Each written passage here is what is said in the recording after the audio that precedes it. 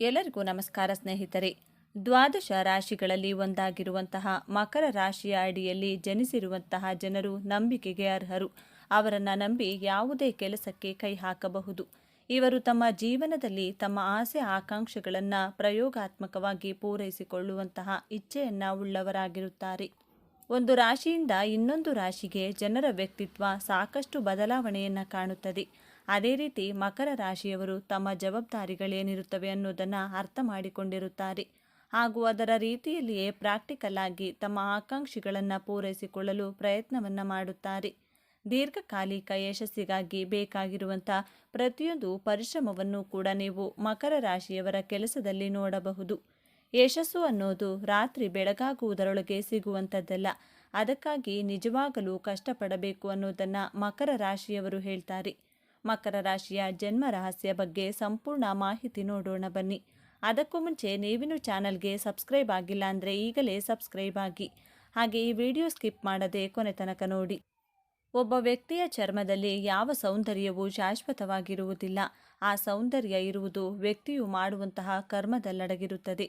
ಅಂದರೆ ವ್ಯಕ್ತಿಯ ಆಚಾರ ವಿಚಾರದಲ್ಲಿ, ಅವನ ನಡತೆಯಲ್ಲಿ, ಅವನು ಆಡುವ ಮಾತಿನಲ್ಲಿ, ಅವನ ವ್ಯವಹಾರದಲ್ಲಿ, ಅವನ ಚಾರಿತ್ರ್ಯದಲ್ಲಿ ಹಾಗೂ ಅವನ ಸಂಸ್ಕಾರದಲ್ಲಿ ಅವನ ಸೌಂದರ್ಯ ಹಾಗೂ ವ್ಯಕ್ತಿತ್ವ ಕಂಡುಬರುತ್ತದೆ. ಯಾರ ಜೀವನದಲ್ಲಿ ಇವೆಲ್ಲವೂ ಒಳ್ಳೆಯ ರೀತಿಯಾಗಿ ಇರುತ್ತದೆಯೋ ಅಂತಹ ವ್ಯಕ್ತಿಯು ಇಡೀ ಪ್ರಪಂಚದಲ್ಲಿ ಎಲ್ಲರಿಗಿಂತ ಅತ್ಯಂತ ಸುಂದರವಾದ ವ್ಯಕ್ತಿ ಎಂದೇ ಹೇಳ್ಬೋದು. ಕರ್ಮ ಪ್ರಧಾನ ರಾಶಿಯಾದಂತಹ ಮಕರ ರಾಶಿಯವರ ನಕ್ಷತ್ರ ಆಧಾರಿತ ಜನ್ಮ ರಹಸ್ಯವನ್ನು ನೋಡೋದಾದರೆ, ನೀವು ಮಕರ ರಾಶಿಯ ಈ 3 ನಕ್ಷತ್ರದಲ್ಲಿ ಜನಿಸಲು ಕಾರಣ ಹಾಗೂ ಉದ್ದೇಶಗಳನ್ನು ತಿಳಿದುಕೊಳ್ಳೋಣ. ಕಾಲಪುರುಷನ ಪ್ರಕಾರ ಕುಂಡಲಿಯಲ್ಲಿ ಮಕರ ರಾಶಿಯು 10ನೇ ರಾಶಿಯಾಗಿದೆ. ಮಕರ ರಾಶಿಯಲ್ಲಿ ಉತ್ತರಾಷಾಢ ನಕ್ಷತ್ರದ 2, 3 ಹಾಗೂ 4ನೇ ಪಾದಗಳು, ಶ್ರವಣ ನಕ್ಷತ್ರದ 4 ಪಾದಗಳು, ಧನಿಷ್ಠ ನಕ್ಷತ್ರದ 1 ಹಾಗೂ 2ನೇ ಪಾದಗಳು ಕಂಡುಬರುತ್ತವೆ. ಮಕರ ರಾಶಿಯವರು ತನ್ನ ವ್ಯವಹಾರ ಬುದ್ಧಿಯಿಂದ ತನ್ನ ಶತ್ರುಗಳನ್ನು ಪ್ರಭಾವಿತರನ್ನಾಗಿ ಮಾಡುವಂತಹ ಶಕ್ತಿಯನ್ನ ಉಳ್ಳವರಾಗಿರುತ್ತಾರೆ. ಮಕರ ರಾಶಿಯವರು ಯಾವಾಗಲೂ ಶ್ರಮಜೀವಿಗಳು. ನಿಮ್ಮ ಎನರ್ಜಿಯೇ ನಿಮಗೆ ಶ್ರೀರಕ್ಷೆ. ಸದಾ ಕೆಲಸ ಮಾಡುವಂತಹ ಗುಣವನ್ನು ನೀವು ಹೊಂದಿರುವುದರಿಂದ ನಿಮ್ಮ ಶತ್ರುಗಳೇ ನಿಮ್ಮ ಕಡೆ ಆಕರ್ಷಿತರಾಗಿರುತ್ತಾರೆ. ಮಕರ ರಾಶಿಯವರು ನಿಮ್ಮ ಸ್ವಭಾವಕ್ಕೆ ತಕ್ಕಂತೆ ಹಾಗೂ ಸಮಯಕ್ಕೆ ತಕ್ಕಂತೆ ಹೋರಾಟ ಮಾಡುವಂತಹ ಗುಣದವರಾಗಿರುತ್ತೀರಿ. ಮಕರ ರಾಶಿಯವರು ನಿಮ್ಮ ರಾಶಿಯಲ್ಲಿ ಕುಜಗ್ರಹ ಉಚ್ಚ ಸ್ಥಾನದಲ್ಲಿರುವ ಕಾರಣದಿಂದ ನೀವು ಯಾವುದೇ ಒಂದು ಹೋರಾಟದ ಗುಣ, ಸಾಹಸ ಹಾಗೂ ಪ್ರವೃತ್ತಿಯಲ್ಲಿ ಸದಾ ಶಕ್ತಿವಂತರಾಗಿರುತ್ತೀರಾ. ನಿಮಗೆ ಸಡನ್ನಾಗಿ ಕೋಪ ಬರುವುದಿಲ್ಲ. ಕ್ರಮೇಣವಾಗಿ ಕೋಪಿಸಿಕೊಂಡು ನಿಧಾನವಾಗಿ ಶಾಂತವಾಗುತ್ತೀರಾ. ಮಕರ ರಾಶಿಯವರು ಸತತ ಪರಿಶ್ರಮ ಹಾಗೂ ಕೆಲಸ ಮಾಡುವಂತಹ ಆಶಾವಾದಿಗಳಾಗಿರುತ್ತಾರೆ. ಬೇರೆಯವರಿಗೆ ಸಹಾನುಭೂತಿಯಿಂದ ಪ್ರೀತಿ ತೋರಿಸುತ್ತೀರಾ. ಮಕರ ರಾಶಿಯವರು ನೀವು ಬಾಲ್ಯದಲ್ಲಿ ಬಹಳ ತುಂಬ ಕಷ್ಟಪಟ್ಟಿರುತ್ತೀರಾ. ನಿಮಗೆ 30 ವರ್ಷಗಳು ತುಂಬಿದ ನಂತರ ನಿಧಾನವಾಗಿ ಯಶಸ್ಸನ್ನು ಕಾಣುತ್ತಾ ಹೋಗುತ್ತೀರಾ. ಮುಂದೊಂದು ದಿನ ನೀವು ಅಂದುಕೊಂಡಂತಹ ಗುರಿಯನ್ನು ತಲುಪುತ್ತೀರಾ. ನಿಮ್ಮ ವಿವಾಹ ಜೀವನ ಬಹಳ ಸಂಘರ್ಷದಿಂದ ಕೂಡಿರುತ್ತದೆ. ಮಕರ ರಾಶಿಯವರು ನಿಮಗೆ 30 ವರ್ಷಗಳು ತುಂಬಿದ ನಂತರ ನಿಮ್ಮ ವಯಸ್ಸು ಏರಿಕೆ ಆದಂತೆಲ್ಲ ಸಮಾಜದಲ್ಲಿ ನಿಮಗೆ ಗೌರವ, ಸನ್ಮಾನ, ಯಶಸ್ಸು, ಕೀರ್ತಿ, ಸುಖ, ಸಂತೋಷ, ಒಳ್ಳೆಯ ಸಂತುಷ್ಟ ಜೀವನ ನಿಮಗೆ ಪ್ರಾಪ್ತಿಯಾಗುತ್ತದೆ. ಮಕರ ರಾಶಿಯವರು ನೀವು ಏಕಾಂತ ಪ್ರಿಯರಾಗಿರುತ್ತೀರಾ. ನೀವು ಮಕರ ರಾಶಿಯಲ್ಲಿಯೇ ಜನಿಸಲು ಕಾರಣವೇನೆಂದು ನೋಡೋದಾದರೆ, ನಿಮ್ಮ ಪೂರ್ವ ಜನ್ಮವನ್ನು ಕುಂಡಲಿಯ 1, 5, 9ನೇ ಭಾವದಿಂದ ವಿಶ್ಲೇಷಿಸಬೇಕು. ನಾವು ಹಿಂದಿನ ಪೂರ್ವ ಜನ್ಮವನ್ನು ತಿಳಿಯಲು ಪಂಚಮ ಭಾವ ಹಾಗೂ ಮುಂದಿನ ಜನ್ಮವನ್ನು ನೋಡಲು ನವಮ ಭಾವವನ್ನು ನೋಡಬೇಕು. ನಿಮ್ಮ ಪಂಚಮ ಸ್ಥಾನ ವೃಷಭ ರಾಶಿಯಾಗಿದ್ದರೆ ವೃಷಭ ರಾಶಿಯ ಅಧಿಪತಿ ಶುಕ್ರಗ್ರಹ. ನಿಮ್ಮ ನವಮ ಭಾವ ಕನ್ಯಾ ರಾಶಿಯಲ್ಲಿ ಬರುತ್ತದೆ. ಕುಂಡಲಿಯ 5ನೇ ಮನೆ ನಿಮ್ಮ ಪೂರ್ವಜನ್ಮದ ಉದ್ದೇಶವನ್ನು ತಿಳಿಸುತ್ತದೆ. ಕುಂಡಲಿಯ ವ್ಯಯ ಭಾವ ನಿಮ್ಮ ಜೀವನದ ಅಂತಿಮ ಸ್ಥಿತಿಯನ್ನು ತಿಳಿಸುತ್ತದೆ. ನವಮ ಭಾವ ನೀವು ಈ ಜನ್ಮದಿಂದ ಯಾವ ಪುಣ್ಯಗಳನ್ನು ನಿಮ್ಮ ಜೊತೆ ತೆಗೆದುಕೊಂಡು ಹೋಗುತ್ತೀರಾ ಎಂದು ತಿಳಿಸುತ್ತದೆ. ನೀವು ಈ ಭೂಮಿ ಮೇಲೆ ಜನಿಸಿದಾಗ ಉತ್ತರಾಷಾಢ, ಶ್ರವಣ, ಧನಿಷ್ಠ ನಕ್ಷತ್ರಗಳು ಲಭ್ಯವಾಗಿದೆ. ನೀವು ಹಿಂದಿನ ಜನ್ಮದಲ್ಲಿ ಸತತವಾಗಿ ಕೆಲಸ ಕಾರ್ಯಗಳನ್ನು ಮಾಡುವುದರ ಜೊತೆಗೆ ನಿಮ್ಮ ಕುಟುಂಬ ಹಾಗೂ ಸ್ನೇಹಿತರ ಜೊತೆ ಪ್ರೀತಿ ವಿಶ್ವಾಸದಿಂದ ಇರದೆ ಪ್ರಾಪಂಚಿಕ ಸುಖ ಭೋಗಗಳನ್ನು ಅನುಭವಿಸಲು ಮರೆತಿರುತ್ತೀರಾ. ಕೇವಲ ಕರ್ಮಕ್ಕೆ ಗಮನ ಕೊಟ್ಟು ಜೀವನದ ಆನಂದವನ್ನು ಅನುಭವಿಸದ ಕಾರಣ ಈ ಜನ್ಮದಲ್ಲಿ ವಿಭಿನ್ನವಾದಂತಹ ತತ್ವದೊಂದಿಗೆ ಮಕರ ರಾಶಿಯಲ್ಲಿ ಜನಿಸಿರುತ್ತೀರಾ. ಜೀವನದ ಆನಂದವನ್ನು ಅನುಭವಿಸುತ್ತಾ ಸತತ ಪ್ರಯತ್ನ ಮಾಡುವುದು ಮಕರ ರಾಶಿಯವರ ಮೂಲ ಗುಣವಾಗಿರುತ್ತದೆ. ನಿಮ್ಮ ಹಿಂದಿನ ಜನ್ಮದ ಮೂಲ ಗುಣಗಳು ಈ ಜನ್ಮದಲ್ಲಿಯೂ ಸಹ ನಿಮ್ಮ ಜೊತೆಯಲ್ಲಿಯೇ ನಿಮ್ಮ ರಕ್ತಗತವಾಗಿ ಬಂದಿರುತ್ತದೆ. ನಿಮ್ಮ ಪಂಚಮೇಶ ಶುಕ್ರ ಗ್ರಹ ಪದೇ ಪದೇ ನಿಮಗೆ ಜ್ಞಾಪಿಸುತ್ತದೆ. ನೀವು ಕೇವಲ ಕೆಲಸ ಮಾಡಲು ಪ್ರಾಮುಖ್ಯತೆ ಕೊಡದೆ ಜೀವನದ ಆನಂದವನ್ನು ಸಹ ಅನುಭವಿಸಿರುವುದಿಲ್ಲ. ಅಂದರೆ ಒಂದು ವೇಳೆ ನೀವು ಪ್ರಕೃತಿಯ ಸಾನ್ನಿಧ್ಯದಲ್ಲಿ ಬೆರೆಯದಿದ್ದರೆ ಅಥವಾ ಪ್ರಕೃತಿಯೊಂದಿಗೆ ಸಮಯ ಕಳೆಯದಿದ್ದರೆ, ಪ್ರಯಾಣಗಳನ್ನು ಯಾತ್ರೆಗಳನ್ನು ಮಾಡದಿದ್ದರೆ ಮುಂದಿನ ಜನ್ಮದಲ್ಲಿಯೂ ಸಹ ಮತ್ತೆ ನೀವು ಮಕರ ರಾಶಿಯಲ್ಲಿಯೇ ಜನಿಸಬೇಕಾಗುತ್ತದೆ. ಮಕರ ರಾಶಿ ಪ್ರಾಕೃತಿಕ ಕುಂಡಲಿಯಲ್ಲಿ 10ನೇ ಭಾವದಲ್ಲಿ ಬರುತ್ತದೆ. 10ನೇ ಭಾವ ಅಂದರೆ ಬಹಳ ಬಲಯುತವಾದಂತಹ ಸ್ಥಾನ. ಕುಂಡಲಿಯ 4 ಕೇಂದ್ರ ಸ್ಥಾನಗಳಲ್ಲಿ 10ನೆಯ ಸ್ಥಾನ ವಿಶೇಷವಾದದ್ದು. ನಕ್ಷತ್ರ ದೃಷ್ಟಿಯಿಂದ ನೋಡೋದಾದರೆ ಉತ್ತರಾಷಾಢ ನಕ್ಷತ್ರದ ಅಧಿಪತಿ ಸೂರ್ಯದೇವ, ರಾಶ್ಯಾಧಿಪತಿ ಶನಿಗ್ರಹ. ಆದ್ದರಿಂದ ಉತ್ತರಾಷಾಢ ನಕ್ಷತ್ರದ ಜಾತಕದವರು ಈ ಜನ್ಮದಲ್ಲಿ ಅಲೌಕಿಕ ಕಾರ್ಯಗಳನ್ನು ಮಾಡುತ್ತೀರಾ. ರಾಜಕೀಯ ಕ್ಷೇತ್ರದಲ್ಲಿ ಸೇವೆ ಮಾಡಲು ನಿಮ್ಮ ಜನನವಾಗಿರುತ್ತದೆ. ನಿಮ್ಮ ಕುಟುಂಬದಲ್ಲಿಯೂ ನೀವೇ ರಾಜರ ರೀತಿ ನಿರ್ಧಾರಗಳನ್ನು ತೆಗೆದುಕೊಳ್ತೀರಾ. ನಾಯಕತ್ವದ ಗುಣ ನಿಮ್ಮ ರಕ್ತದಲ್ಲಿಯೇ ಬೆರೆತಿರುತ್ತದೆ. ಆದರೆ ಶನಿ ಹಾಗೂ ಸೂರ್ಯನ ಸಂಯೋಗವಿರುವುದರಿಂದ ಉತ್ತರಾಷಾಢ ನಕ್ಷತ್ರದವರು ನಾನು ನಿನ್ನಿಂದಲೇ ಎಂಬಂತಹ ಅಹಂಭಾವ ನಾನು ನನ್ನಿಂದಲೇ ಎಂಬಂತಹ ಅಹಂಭಾವ ನಿಮ್ಮಲ್ಲಿ ಇದ್ದೇ ಇರುತ್ತದೆ. ಒಂದು ವೇಳೆ ಈ ಭಾವನೆ ನಿಮಗೆ ಬರದೇ ಇದ್ದರೆ ನಿಮ್ಮ ಜೀವನದಲ್ಲಿ ಅತ್ಯಂತ ಎತ್ತರದ ಮಟ್ಟದಲ್ಲಿ ಬೆಳೆದು ಯಶಸ್ವಿಯಾಗುತ್ತೀರಾ. ನೀವು ಶ್ರವಣ ನಕ್ಷತ್ರದಲ್ಲಿ ಜನಿಸಿದರೆ ಶ್ರವಣ ನಕ್ಷತ್ರದ ಅಧಿಪತಿ ಚಂದ್ರಗ್ರಹ, ಮಕರ ರಾಶ್ಯಾಧಿಪತಿ ಶನಿದೇವ. ಚಂದ್ರನ ಕಾರಕತ್ವ ಮನಸ್ಸು, ತಾಯಿಯ ಭಾವನೆ. ಶನಿಯ ಕಾರಕತ್ವ ಜವಾಬ್ದಾರಿ, ಕರ್ಮ, ಸತತ ಪ್ರಯತ್ನ. ಈ ಕಾರಣದಿಂದ ಈ ನಕ್ಷತ್ರದಲ್ಲಿ ಜನಿಸಿದವರು ನಿಮ್ಮ ಭಾವನೆಗಳು ಹಾಗೂ ನಿಮ್ಮ ಮನಸ್ಸು ಚಂದ್ರನ ರೀತಿಯಲ್ಲಿ ಕೋಮಲವಾಗಿರುತ್ತದೆ. ಕೋಮಲ ಮನಸ್ಸಿನಿಂದ ಸತತವಾಗಿ ಯಾವುದೇ ಪ್ರಯತ್ನ ಮಾಡುವಂತಹ ಜವಾಬ್ದಾರಿಯನ್ನು ನಿಭಾಯಿಸಲು ನೀವು ಈ ನಕ್ಷತ್ರದಲ್ಲಿ ಜನಿಸಿರುತ್ತೀರಾ.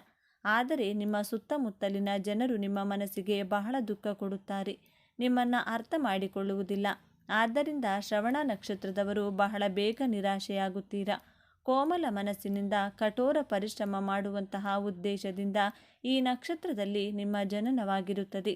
ಆದ್ದರಿಂದ ನಿಮ್ಮ ಭಾವನೆಗಳ ಜೊತೆ ತೊಳಲಾಟ ಮಾಡದೆ ಕೇವಲ ನಿಮ್ಮ ಜವಾಬ್ದಾರಿಗಳನ್ನು ನಿಭಾಯಿಸಬೇಕು. ಧನಿಷ್ಠ ನಕ್ಷತ್ರದಲ್ಲಿ ಜನಿಸಿದವರು ಸ್ವಲ್ಪ ವಿಭಿನ್ನವಾಗಿರುತ್ತಾರೆ. ಧನಿಷ್ಠ ನಕ್ಷತ್ರದ ಅಧಿಪತಿ ಕುಜಗ್ರಹ. ಕುಜಗ್ರಹ ನಿಮ್ಮ ಜನ್ಮ ಕುಂಡಲಿಯ ಸುಕೇಶ ಹಾಗೂ ಲಾಭೇಶನಾಗಿರುತ್ತದೆ. ಚತುರ್ಥ ಹಾಗೂ ಲಾಭಾಧಿಪತಿಯಾಗಿರುವುದರಿಂದ ನೀವು ಮಾಡಿರುವಂತಹ ಕೆಲಸಕ್ಕೆ, ಪರಿಶ್ರಮಕ್ಕೆ ತಕ್ಕ ಬೆಲೆ, ಹಾಗೆಯೇ ವಿಶೇಷ ಲಾಭವನ್ನು ಪಡೆದುಕೊಳ್ಳುತ್ತೀರಾ. ಧನವನ್ನು ಕೊಡುವಂತಹ ನಕ್ಷತ್ರವಾದ ಧನಿಷ್ಠ ನಕ್ಷತ್ರದಲ್ಲಿ ಜನಿಸಿದವರು ಉತ್ತರಾಷಾಢ ಹಾಗೂ ಶ್ರವಣ ನಕ್ಷತ್ರದವರಿಗಿಂತ ಹಣಕಾಸು ವಿಚಾರದಲ್ಲಿ ಹಾಗೂ ಹೆಚ್ಚಿನ ಲಾಭದ ವಿಚಾರದಲ್ಲಿ ಬಹಳ ಅದೃಷ್ಟವಂತರಾಗಿರುತ್ತೀರಾ. ಈ ಜಾತಕದವರಿಗೆ ಸೌಖ್ಯವು ಬಹಳ ಚೆನ್ನಾಗಿರುತ್ತದೆ. ಈ ನಕ್ಷತ್ರದ ಸಂಬಂಧ ಚತುರ್ಥ ಭಾವಕ್ಕೆ ಕನೆಕ್ಟ್ ಆಗಿರುವುದರಿಂದ ಹಾಗೂ ಸಂಬಂಧಿಸಿರುವುದರಿಂದ ಇವರಿಗೆ ಒಳ್ಳೆಯ ಆರೋಗ್ಯ, ಸುಖ, ಶಾಂತಿ, ನೆಮ್ಮದಿ ಹಾಗೂ ಧನ ಪ್ರಾಪ್ತಿಯಾಗುತ್ತದೆ.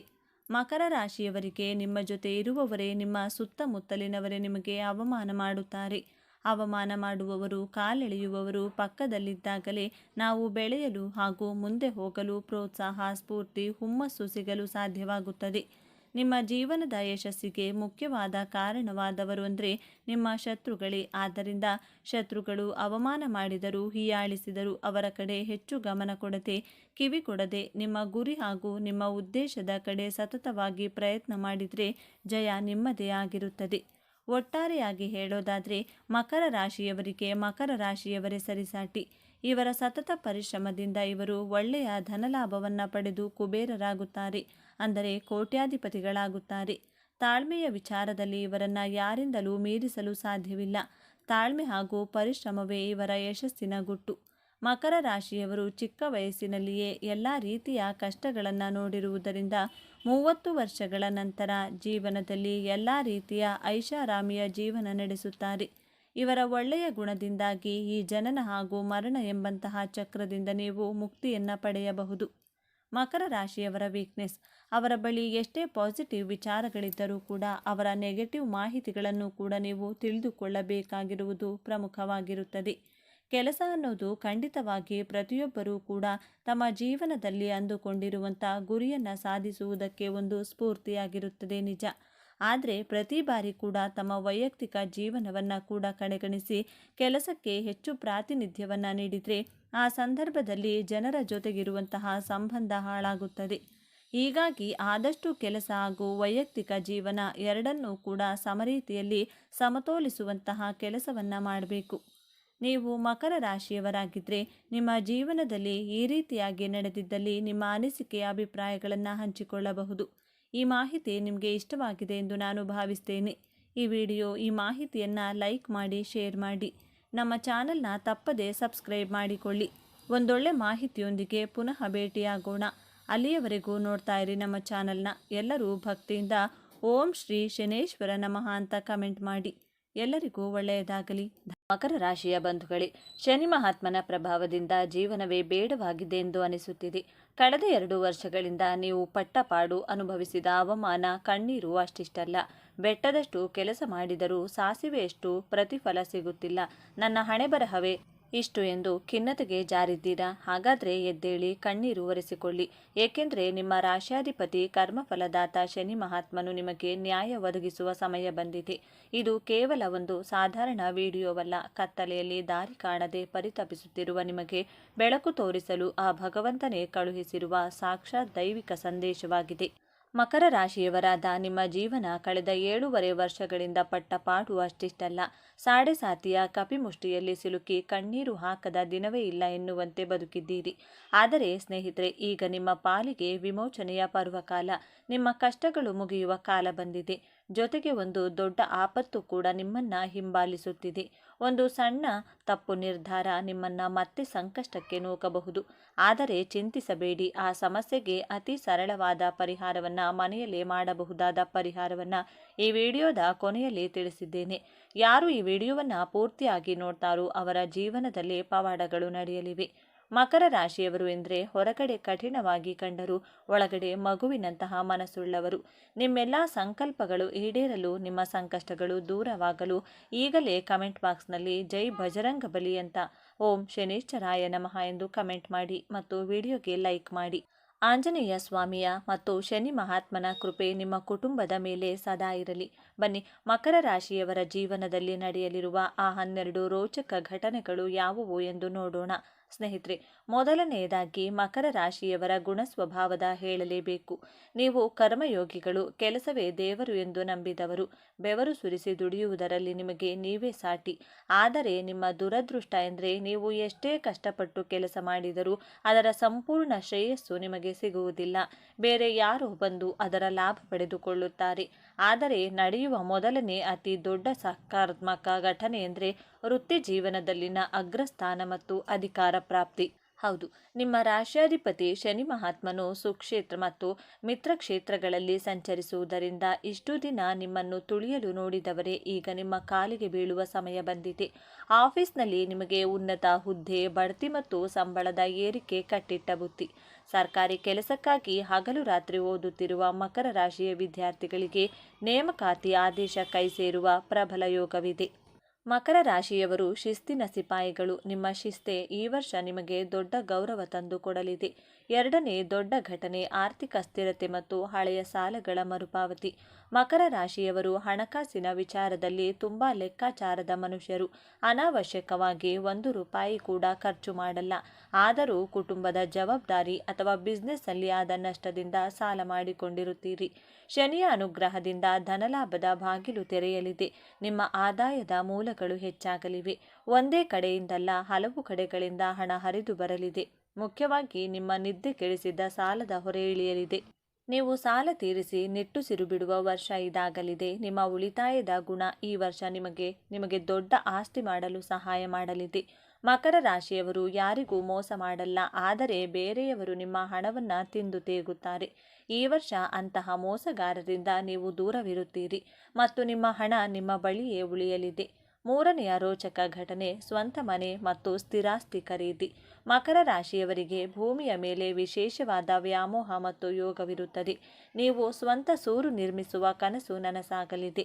ಇಷ್ಟು ದಿನ ಸೈಟ್ ತೆಗೆದುಕೊಂಡು ಮನೆ ಕಟ್ಟಲು ಆಗದೆ ಒದ್ದಾಡುತ್ತಿದ್ದವರಿಗೆ ಈಗ ಗ್ರಹಗಳ ಬಲದಿಂದ ಅಡಿಪಾಯ ಹಾಕುವ ಯೋಗವಿದೆ. ಅದು ಚಿಕ್ಕದಾಗಿರಲಿ ಅಥವಾ ದೊಡ್ಡದಾಗಿರಲಿ, ನಿಮ್ಮದೇ ಆದ ಮನೆಯಲ್ಲಿ ವಾಸ ಮಾಡುವ ಭಾಗ್ಯ ನಿಮಗೆ ಸಿಗಲಿದೆ. ಇನ್ನು ವಾಹನ ಯೋಗ ಕೂಡ ಪ್ರಬಲವಾಗಿದೆ. ಹಳೆಯ ವಾಹನವನ್ನ ಮಾರಿ ಹೊಸ ಕಾರು ಅಥವಾ ದ್ವಿಚಕ್ರ ವಾಹನವನ್ನ ಖರೀದಿಸುವಿರಿ. ಮಕರ ರಾಶಿಯವರು ತೋರ್ಪಡಿಕೆಗಾಗಿ ಬದುಕುವವರಲ್ಲ, ಅವಶ್ಯಕತೆಗಾಗಿ ಬದುಕುವವರು. ಹಾಗಾಗಿ ನೀವು ಖರೀದಿಸುವ ಮನೆ ಅಥವಾ ವಾಹನ ತುಂಬಾ ಬಾಳಿಕೆ ಬರುವಂತದ್ದಾಗಿರುತ್ತದೆ. ನಾಲ್ಕನೆಯ ಮಹತ್ತರ ಘಟನೆ ಅವಿವಾಹಿತರಿಗೆ ವಿವಾಹ ಯೋಗ ಮತ್ತು ದಾಂಪತ್ಯದಲ್ಲಿ ಶಾಂತಿ.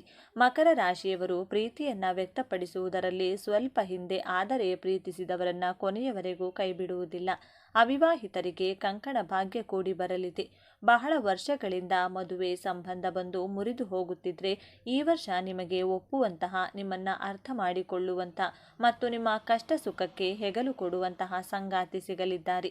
ಈಗಾಗಲೇ ಮದುವೆಯಾಗಿ ದಾಂಪತ್ಯದಲ್ಲಿ ಕಲಹಗಳಿದ್ರೆ ಅದೆಲ್ಲವೂ ಮಾಯವಾಗಿ ಗಂಡ ಹೆಂಡತಿ ಒಂದಾಗಲಿದ್ದಾರೆ.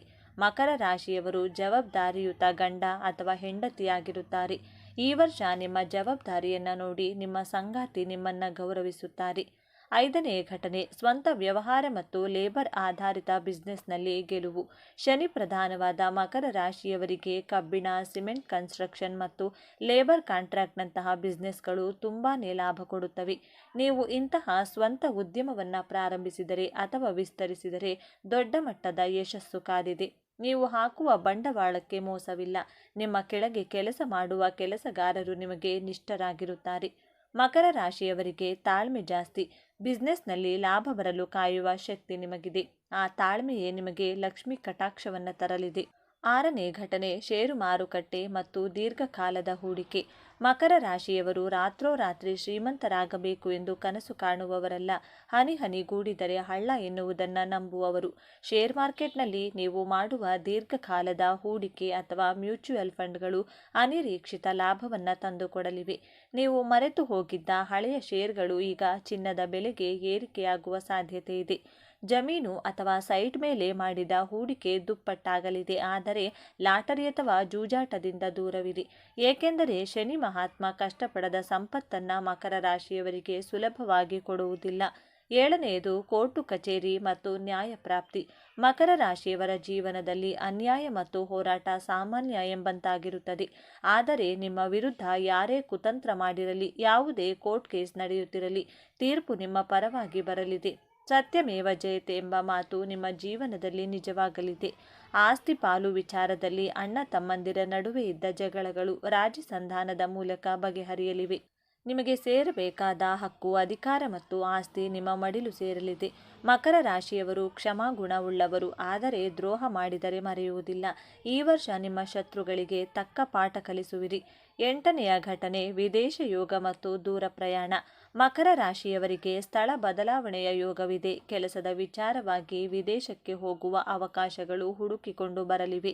ಈಗಾಗಲೇ ವಿದೇಶದಲ್ಲಿರುವವರಿಗೆ ಗ್ರೀನ್ ಕಾರ್ಡ್ ಅಥವಾ ಪೌರತ್ವ ಸಿಗುವ ಸಾಧ್ಯತೆ ಇದೆ.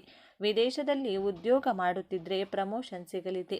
ಮಕರ ರಾಶಿಯವರು ಹುಟ್ಟಿದ ಊರಿಗಿಂತ ಬೇರೆ ಊರಿನಲ್ಲಿ ಅಥವಾ ಬೇರೆ ದೇಶದಲ್ಲಿ ಹೆಚ್ಚು ಏಳಿಗೆಯನ್ನು ಕಾಣುತ್ತಾರೆ. ಈ ವರ್ಷ ನೀವು ಕೈಗೊಳ್ಳುವ ಪ್ರಯಾಣಗಳು ಲಾಭದಾಯಕವಾಗಿರುತ್ತವೆ. ಒಂಬತ್ತನೆಯದು ಮಕ್ಕಳ ವಿದ್ಯಾಭ್ಯಾಸ ಮತ್ತು ಸಂತಾನ ಭಾಗ್ಯ. ಮಕರ ರಾಶಿಯ ತಂದೆ ತಾಯಂದಿರು ತಮ್ಮ ಮಕ್ಕಳ ಭವಿಷ್ಯದ ಬಗ್ಗೆ ತುಂಬಾನೇ ಚಿಂತಿಸುತ್ತಾರೆ. ನಿಮ್ಮ ಮಕ್ಕಳು ವಿದ್ಯಾಭ್ಯಾಸದಲ್ಲಿ ಉನ್ನತ ಶ್ರೇಣಿಯಲ್ಲಿ ತೇರ್ಗಡೆಯಾಗಲಿದ್ದಾರೆ. ಮೆಡಿಕಲ್, ಇಂಜಿನಿಯರಿಂಗ್ ಅಥವಾ ಟೆಕ್ನಿಕಲ್ ಕೋರ್ಸ್ ಮಾಡುತ್ತಿರುವ ಮಕ್ಕಳಿಗೆ ಕ್ಯಾಂಪಸ್ ಸೆಲೆಕ್ಷನ್ನಲ್ಲಿ ಒಳ್ಳೆಯ ಕೆಲಸ ಸಿಗಲಿದೆ. ಮಕ್ಕಳಿಲ್ಲದೆ ಕೊರಗುತ್ತಿರುವ ದಂಪತಿಗಳಿಗೆ ಸಂತಾನ ಭಾಗ್ಯದ ಶುಭ ಸುದ್ದಿ ಕೇಳಿ ಬರಲಿದೆ. ಮಕರ ರಾಶಿಯವರು ಶಿಸ್ತಿಗೆ ಹೆಸರಾದವರು. ನಿಮ್ಮ ಮಕ್ಕಳು ಕೂಡ ನಿಮ್ಮಂತೆಯೇ ಶಿಸ್ತು ಮತ್ತು ಸಂಸ್ಕಾರವನ್ನು ಕಲಿಯಲಿದ್ದಾರೆ. ಹತ್ತನೆಯ ಸಕಾರಾತ್ಮಕ ಘಟನೆ ಹೊಸ ತಂತ್ರಜ್ಞಾನ ಕಲಿಕೆ ಮತ್ತು ಆಧುನೀಕರಣ. ಮಕರ ರಾಶಿಯವರು ಹಳೆಯ ಪದ್ಧತಿಯನ್ನು ಬಿಡಲು ಇಷ್ಟಪಡುವುದಿಲ್ಲ, ಆದರೆ ಕಾಲಕ್ಕೆ ತಕ್ಕಂತೆ ಬದಲಾಗುವುದು ಅನಿವಾರ್ಯ ಎಂದು ಇದರಲ್ಲಿ ಅರಿವಾಗಲಿದೆ. ನೀವು ಹೊಸ ಸ್ಕಿಲ್ಗಳನ್ನು ಕಲಿಯುವಿರಿ. ಕಂಪ್ಯೂಟರ್, ಹೊಸ ಸಾಫ್ಟ್ವೇರ್ ಅಥವಾ ಹೊಸ ಭಾಷೆಯನ್ನು ಕಲಿಯುವ ಮೂಲಕ ನಿಮ್ಮ ವೃತ್ತಿಯಲ್ಲಿ ಮೇಲಿರುತ್ತೀರಿ. ಹೊಸ ಎಲೆಕ್ಟ್ರಾನಿಕ್ ಡಿವೈಸ್ಗಳು, ಗ್ಯಾಜೆಟ್ಗಳು ನಿಮ್ಮ ಮನೆಗೆ ಬರಲಿವೆ. ಇದು ನಿಮ್ಮ ಕೆಲಸವನ್ನು ಸುಲಭ ಮಾಡಲಿದೆ. ಸ್ನೇಹಿತರೆ, ಜೀವನ ಎಂದರೆ ಕೇವಲ ಬೆಳಕಲ್ಲ, ಕತ್ತಲೆಯೂ ಇರುತ್ತದೆ. ಈಗ ನಾನು ಹೇಳಲಿರುವ 2 ಘಟನೆಗಳು ನಕಾರಾತ್ಮಕವಾಗಿದ್ದು, ಮಕರ ರಾಶಿಯವರ ಕೆಲವು ನ್ಯೂನ್ಯತೆಗಳಿಂದಲೇ ಇವು ಸಂಭವಿಸಬಹುದು. ಎಚ್ಚರ ವಹಿಸಿದರೆ ಗಂಡಾಂತರದಿಂದ ಪಾರಾಗಬಹುದು. 11ನೆಯ ಘಟನೆ ಮಾನಸಿಕ ಖಿನ್ನತೆ ಮತ್ತು ಒಂಟಿತನ. ಮಕರ ರಾಶಿಯವರ ಅತಿ ದೊಡ್ಡ ಸಮಸ್ಯೆ ಎಂದರೆ ಅತಿಯಾದ ಆಲೋಚನೆ, ಕೆಲಸದ ಒತ್ತಡ ಮತ್ತು ಜವಾಬ್ದಾರಿಗಳ ಭಾರದಿಂದ ನೀವು ಮಾನಸಿಕವಾಗಿ ಕುಗ್ಗಿ ಹೋಗುವ ಸಾಧ್ಯತೆ ಇದೆ. ನನ್ನ ಕಷ್ಟ ಯಾರಿಗೂ ಅರ್ಥವಾಗಲ್ಲ, ನಾನು ಒಂಟಿ ಎಂಬ ಭಾವನೆ ನಿಮ್ಮನ್ನು ಕಾಡಬಹುದು. ನೀವು ಮನಸ್ಸಿನ ನೋವನ್ನು ಯಾರ ಬಳಿಯೂ ಹೇಳಿಕೊಳ್ಳದೆ ನುಂಗಿಕೊಳ್ಳುತ್ತೀರಿ. ಇದು ನಿಮ್ಮ ಆರೋಗ್ಯದ ಮೇಲೆ ಪರಿಣಾಮ ಬೀರಬಹುದು. ಮಂಡಿ ನೋವು, ಕೀಲು ನೋವು ಅಥವಾ ವಾತದ ಸಮಸ್ಯೆಗಳು ಬಾಧಿಸಬಹುದು. ಇದಕ್ಕೆ ಪರಿಹಾರ ಮನಸ್ಸು ಬಿಚ್ಚಿ ಮಾತನಾಡಿ. ನಿಮ್ಮ ಹತ್ತಿರದ ಸ್ನೇಹಿತರ ಬಳಿ ಅಥವಾ ಸಂಗಾತಿಯ ಬಳಿ ನಿಮ್ಮ ನೋವನ್ನು ಹೇಳಿಕೊಳ್ಳಿ. ಯೋಗ ಮತ್ತು ಧ್ಯಾನಕ್ಕೆ ಒತ್ತು ಕೊಡಿ. 12ನೇ ಘಟನೆ ಮೊಂಡುತನ ಮತ್ತು ಸಂಬಂಧಗಳ ಮುರಿತ. ಮಕರ ರಾಶಿಯವರು ಒಮ್ಮೆ ಒಂದು ನಿರ್ಧಾರ ಮಾಡಿದರೆ ಅದಕ್ಕೆ ಅಂಟಿಕೊಳ್ಳುತ್ತಾರೆ. ಅದು ತಪ್ಪೇ ಆಗಿದ್ದರೂ ಬದಲಾಯಿಸುವುದಿಲ್ಲ. ಈ ಮೊಂಡುತನ ನಿಮ್ಮ ಆಪ್ತರನ್ನು ನಿಮ್ಮಿಂದ ದೂರ ಮಾಡಬಹುದು. ನಾನು ಹೇಳಿದ್ದೇ ಸರಿ ಎಂಬ ಹಠ ಬೇಡ. ನಿಮ್ಮ ಹಠದಿಂದಾಗಿ ಕುಟುಂಬದಲ್ಲಿ ಅಥವಾ ಸ್ನೇಹಿತರ ಜೊತೆ ದೊಡ್ಡ ಜಗಳವಾಗುವ ಸಾಧ್ಯತೆ ಇದೆ. ನೀವು ತುಂಬ ಒಳ್ಳೆಯವರು, ಕರುಣಾಮಯಿಗಳು ನಿಜ, ಆದರೆ ಕೋಪ ಬಂದಾಗ ನೀವು ಆಡುವ ಮಾತು ವಿಷದಂತೆ ಇರುತ್ತದೆ. ಇದಕ್ಕೆ ಪರಿಹಾರ ಹೊಂದಾಣಿಕೆ ಮಾಡುವುದನ್ನು ಕಲಿಯಿರಿ. ಕೋಪ ಬಂದಾಗ ಮೌನವಾಗಿರಿ. ಈಗ ವಿಡಿಯೋದ ಕೊನೆಯ ಹಂತಕ್ಕೆ ಬಂದಿದ್ದೇವೆ. ಮಕರ ರಾಶಿಯವರು ಎದುರಾಗುವ ಎಲ್ಲ ಅಡೆತಡೆಗಳನ್ನು ದಾಟಿ ಯಶಸ್ಸಿನ ಶಿಖರ ಏರಲು ಮಾಡಬೇಕಾದ ಶಕ್ತಿಶಾಲಿ ಪರಿಹಾರಗಳು ಇಲ್ಲಿವೆ. ಮುಂದಿನ 3 ನಿಮಿಷ ತುಂಬ ಮಿಸ್ ಮಾಡ್ಕೋಬೇಡಿ, ಮುಖ್ಯವಾಗಿರುತ್ತದೆ. ಮಕರ ರಾಶಿಯ ಅಧಿಪತಿ ಶನಿ ಮಹಾತ್ಮ. ಆದ್ದರಿಂದ ಪ್ರತಿ ಶನಿವಾರ ಸಂಜೆ ನಿಮ್ಮ ಮನೆಯ ಹತ್ತಿರ ಇರುವ ಶನಿ ದೇವಸ್ಥಾನಕ್ಕೆ ಅಥವಾ ಆಂಜನೇಯನ ದೇವಸ್ಥಾನಕ್ಕೆ ಹೋಗಿ ಎಳ್ಳಿನ ದೀಪನ ಹಚ್ಚಿ. ಇದು ಸಾಡೆ ಸಾತಿಯ ಪ್ರಭಾವವನ್ನು ಕಡಿಮೆ ಮಾಡಿ ನಿಮ್ಮ ವೃತ್ತಿ ಜೀವನದಲ್ಲಿ ಬರುವ ಅಡೆತಡೆಗಳನ್ನು ನಿವಾರಿಸುತ್ತದೆ. 2ನೇದಾಗಿ ಶ್ರಮದಾನ ಅಥವಾ ಸೇವೆ. ಶನಿ ಮಹಾತ್ಮನಿಗೆ ಕೆಲಸ ಮಾಡುವವರು ಅಂದರೆ ಇಷ್ಟ. ಆದ್ದರಿಂದ ಶನಿವಾರದಂದು ದೇವಸ್ಥಾನದ ಕಸ ಗುಡಿಸುವುದು ಅಥವಾ ವೃದ್ಧಾಶ್ರಮದಲ್ಲಿ ಸೇವೆ ಮಾಡುವುದು ಶ್ರೇಷ್ಠ. ಅಥವಾ ಅಂಗವಿಕಲರಿಗೆ ಕೈಲಾದ ಸಹಾಯ ಮಾಡಿ, ಅನ್ನದಾನ ಮಾಡಿ. ಮಕರ ರಾಶಿಯವರು ಈಗಾಗಲೇ ದಾನ ಮಾಡುವುದರಲ್ಲಿ ಎತ್ತಿದ ಕೈ. ಆದರೆ ಈ ನಿರ್ದಿಷ್ಟ ಸೇವೆ ನಿಮಗೆ ರಕ್ಷಾ ಕವಚದಂತೆ ಕೆಲಸ ಮಾಡುತ್ತದೆ. 3ನೆಯ ಸರಳ ಪರಿಹಾರ ಹನುಮಾನ್ ಚಾಲಿಸ ಪಠಣೆ. ಮಕರ ರಾಶಿಯವರಿಗೆ ಮನಸ್ಸಿನ ಧೈರ್ಯ ತುಂಬ ಮುಖ್ಯ. ಪ್ರತಿದಿನ ಬೆಳಿಗ್ಗೆ ಅಥವಾ ಸಂಜೆ ಹನುಮಾನ್ ಚಾಲಿಸವನ್ನು ಪಠಿಸುವುದರಿಂದ ನಿಮ್ಮಲ್ಲಿರುವ ಭಯ, ಆತಂಕ ಮತ್ತು ಖಿನ್ನತೆ ದೂರವಾಗುತ್ತದೆ. ಆಂಜನೇಯನ ಭಕ್ತಿ ಇದ್ದರೆ ಶನಿ ಕಾಟ ಕೊಡುವುದಿಲ್ಲ. ಸ್ನೇಹಿತರೆ, ಮಕರ ರಾಶಿಯವರ ಪಾಲಿಗೆ ನಿಜಕ್ಕೂ ಒಂದು ಹೊಸ ಉದಯ. ಕತ್ತಲೆ ಕರಗಿ ಬೆಳಕು ಮೂಡುವ ಸಮಯ. ಗ್ರಹಗಳು ನಿಮಗೆ ಬೆಂಬಲವಾಗಿ ನಿಂತಿವೆ. ನೀವು ಕೇವಲ ಎಚ್ಚರಿಕೆಯಿಂದ ಮತ್ತು ತಾಳ್ಮೆಯಿಂದ ಇರಬೇಕಷ್ಟೇ. ಈ 12 ಘಟನೆಗಳಲ್ಲಿ ನೀವು ಯಾವುದಕ್ಕಾಗಿ ಕಾಯುತ್ತಿದ್ದೀರಿ? ಸದ್ಯಕ್ಕೆ ನಿಮ್ಮ ಜೀವನದಲ್ಲಿ ಅತಿ ದೊಡ್ಡ ಸಮಸ್ಯೆ ಯಾವುದು? ಸಾಲದ ಸಮಸ್ಯೆಯೇ, ಕೆಲಸದ ಒತ್ತಡವೇ ಅಥವಾ ಆರೋಗ್ಯವೇ? ದಯವಿಟ್ಟು ಮುಚ್ಚುಮರೆ ಇಲ್ಲದೆ ಕಮೆಂಟ್ ಬಾಕ್ಸ್ನಲ್ಲಿ ತಿಳಿಸಿ. ನಿಮ್ಮ ಸಮಸ್ಯೆಗೆ ತಕ್ಕ ಜ್ಯೋತಿಷ್ಯ ಪರಿಹಾರವನ್ನು ನಾವು ಮುಂದಿನ ವಿಡಿಯೋಗಳಲ್ಲಿ ತಿಳಿಸಲು ಪ್ರಯತ್ನಿಸುತ್ತೇವೆ. ಹಾಗೆಯೇ ಈ ವಿಡಿಯೋದಲ್ಲಿ ನೀಡಿದ ಮಾಹಿತಿ ನಿಮಗೆ ಸತ್ಯಕ್ಕೆ ಹತ್ತಿರ ಎನಿಸಿದರೆ ದಯವಿಟ್ಟು ಲೈಕ್ ಮಾಡಿ. ನಿಮ್ಮ ಮಕರ ರಾಶಿಯ ಸ್ನೇಹಿತರಿಗೆ, ಕಷ್ಟದಲ್ಲಿರುವವರಿಗೆ ವಾಟ್ಸಪ್ನಲ್ಲಿ ಶೇರ್ ಮಾಡಿ. ಅವರಿಗೂ ಈ ದೈವಿಕ ಸಂದೇಶ ತಲುಪಲಿ. ಅವರಿಗೂ ಒಳ್ಳೆಯದಾಗಲಿ. ನಿಮ್ಮ ಕಣ್ಣೀರು ಒರೆಸಿ ಮುಖದಲ್ಲಿ ನಗು ಮೂಡಲಿ ಎಂದು ಹಾರೈಸುತ್ತಾ ಮುಂದಿನ ವಿಡಿಯೋದಲ್ಲಿ ಸಿಗೋಣ. ಜೈ ಆಂಜನೇಯ. ಸರ್ವೇ ಜನ ಸುಖಿನೋ ಭವಂತು. ಧನ್ಯವಾದಗಳು.